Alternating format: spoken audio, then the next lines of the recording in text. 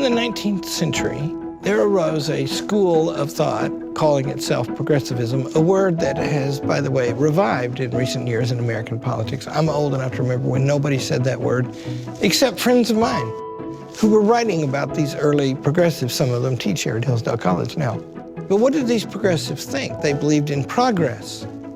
They believed that things were always getting better.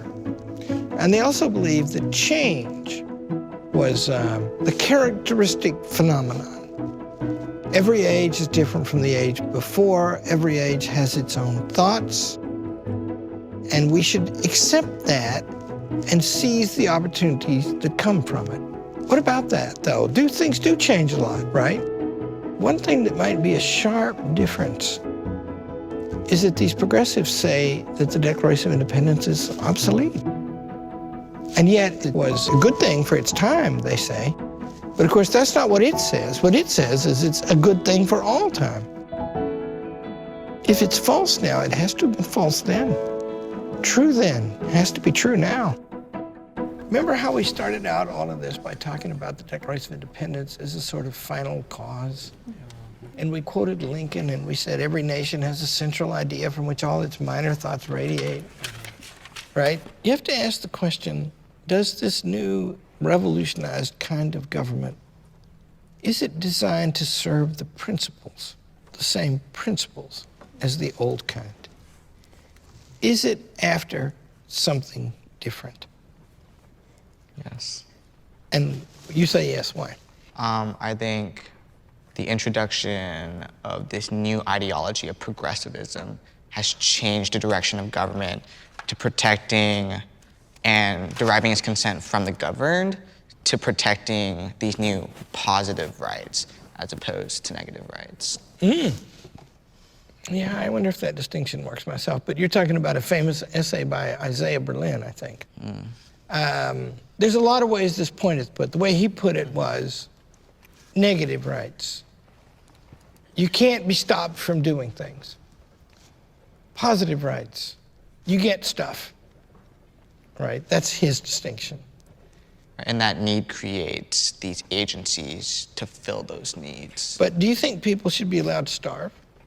Fellow citizens should be allowed to starve? No. No. It should be stopped somehow, right? Yes. You think it should be done in the States? I believe that that's a plausibility. Yeah, that's what I think. Well, the great phrase is, bring the full power of the national government to bear on this urgent problem, right? That's a kind of language. If you go read Ronald Reagan's famous 1964 Time for Choosing speech, he mocks that phrase, bring the full power of the federal government to bear upon it. Because you could help the poor locally, as we used to do. And you might even do a better job of it, because it's possible that if you did it through the local churches and community groups of various kinds, that they would really look out more generally for the welfare of people. Whereas entitlement programs might breed dependence. Yeah, so you don't like that, but I'm gonna quote somebody to put the point. In our Constitution Reader, we read the progressives. If you look at the Constitution Reader, by the way, it's a very interesting document because most of the texts that we read in the Constitution Reader are written by people who don't like the Constitution of the United States. That's kind of the story of our country, right? It's always been an argument. John Dewey's argument is, it's a new world, really different. And as the world changes, he goes on to argue, it changes how we think. John Dewey says those principles in the Declaration of Independence, he says those fit for a pioneer agrarian society. People thought like that, right? Back then. And so everything's changed now. And another thing has changed. We used to not like cancer if we could identify what it was. Now there's a chance we could cure it, as we have cured many things. Science is a lot more powerful. We could get rid, maybe, of birth defects. And if we could do that, maybe we could make the babies smarter, bigger, faster, stronger. Stephen Hawking has predicted that we won't look like the same kind of thing in 100 years, or 200 at the most. Human beings will be unrecognizable because they will have remade themselves. So the old idea, and just think how starkly different these two things are, right? The old idea was we're human, we're capable of really great things, says the Federalist, and we're capable of really bad things, says the Federalist. And so we need to arrange the government so that there's a bias in favor of the good things we can do. And government should be limited just strong enough to protect us from one another, and don't give it absolute power, because men are not angels, true enough, and they have to have government, but angels do not govern men. That's one world. And another world is, wow, look how much more we can do. By using these techniques, let's do it. Let's get going here, right? Let's solve these problems. Let's get these checks and balances out of the way. Let's stop this kind of government that's offset against itself, so it's always hampered and always a problem, right? That's the argument. And if you just look at the power of modern science, look at the incredible things it can achieve, doesn't that argument have great force? But you tell me, what's wrong with the argument? I don't know that I'll be able to fully develop this, but it seems like the last couple days we've really established that the true genius of the Constitution was separating the sovereignty from the power and keeping those two things separate so that they can check one another and keep an eye on one another.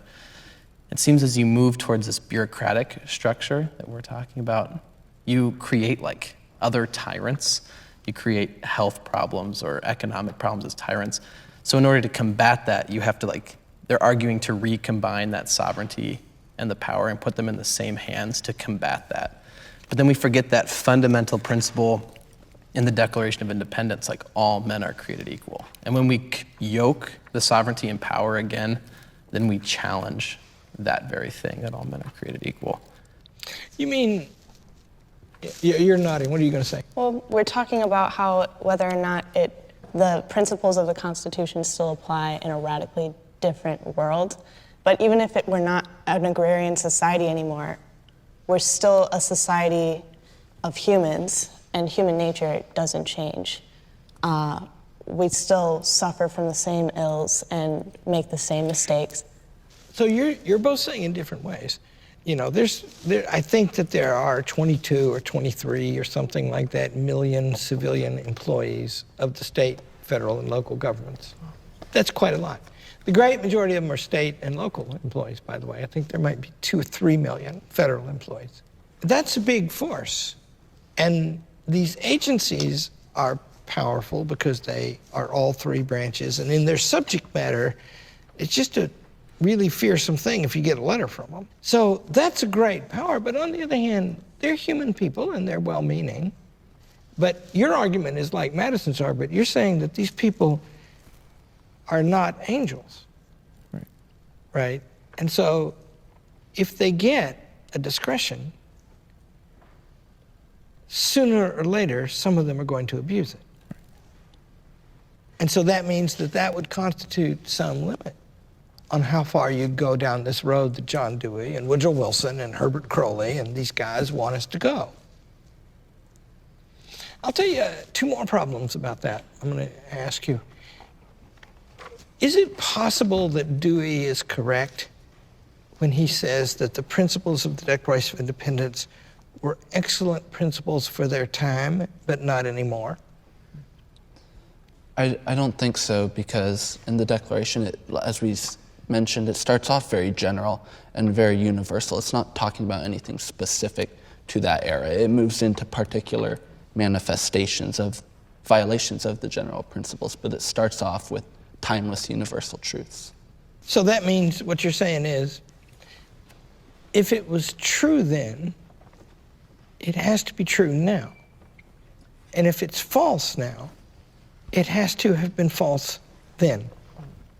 But see, here's another thing. You guys and I, we're raising this objection to the man, everybody here except Emily. You're raising this objection to the man that some things don't change, and the specific one we're talking about the most is human beings' capacity to dominate one another. You're saying that doesn't change, and you're saying that's nature. The excellence of the human being is nature, and the fallings of the human being are nature. And nature doesn't change. Because remember, we define this term nature, right? And this term nature governs, it starts with babies, it starts with seeds. But then it includes this fallenness of human beings, right? This capable of greatness, capable of evil, both. And that arrangement of government. And if you set out to overcome that, then here's the final question. If you can design your child any way you want to, or your society any way you want to, what standard will you use to design it? Hitler was big into eugenics. He wanted blonde hair and blue eyes, which he did not have. And he wanted the great assertive people who will at the same time obey everything he said, no Jews allowed. Right? And they were working on that. That was a project. So what if we have a project like that and we exclude nature, or for that matter, God, and we say, we're going to take control. We can make everything better. The question arises, what do you mean by better? What can give you any guidance? I can tell you what happened in Nazi Germany, right? Because they just go right down this road. And what it means is the guide that remains after everything else has been eliminated is strength. Only power can arbitrate. Now what that means then, I argue, is that these problems that come up in society, sure enough, one of the reasons we have the government is to help solve these problems. But if we think about it in the radically liberal way of Emily, or in the more strict constructionist way of me and James Madison, we're both in the same universe, right? And the reason we are is because we understand that, yeah, of course, we need to make things better in society. We need to treat people as well as we can treat them. But also, we have to be a little suspicious of concentrating power. Because what will be left of our ability to live our lives when everything is arranged for us according to the precepts of science?